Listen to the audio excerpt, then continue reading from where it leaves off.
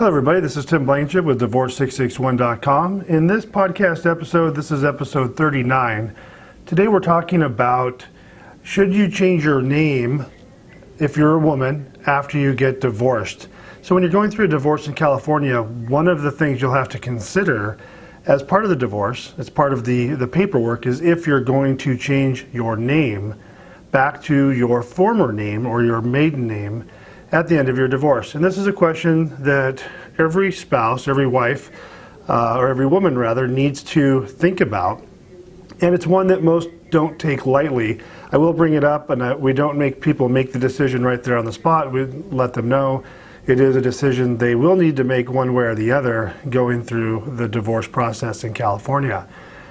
So some of the things, I just wanted to share with you some of the things that people tell me, that the women tell me in their consideration of changing their name.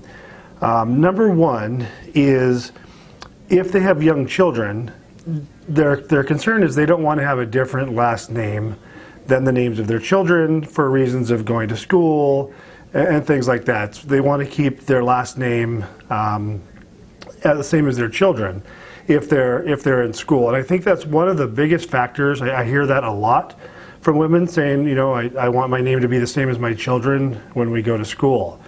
Number two, when there are long-term marriages, we're talking 20 and 30 years, those women tend to keep the same name, the married name, because the entire world has known them as that last name for so long. And it would be, they tell me, almost awkward for them to go back to a maiden name they haven't used in so many years. So that's number two.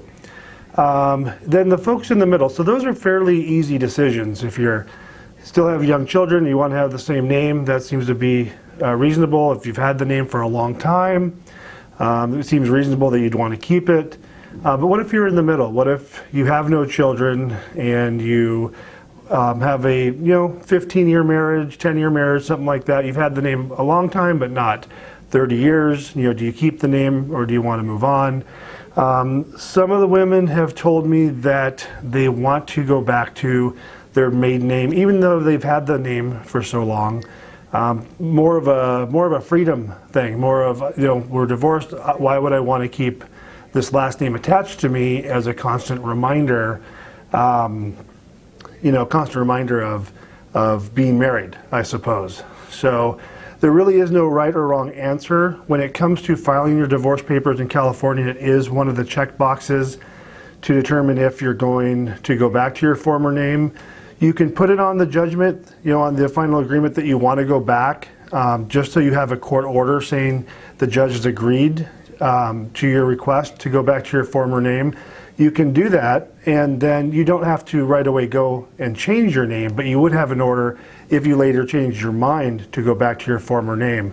Now, just because you put it on the court documents and the judge agrees, signs off that you can go back to your former name, you still have to do it legally. You'd have to change it with Social Security Administration and with the California Department of Motor Vehicles. You'd still have to do that.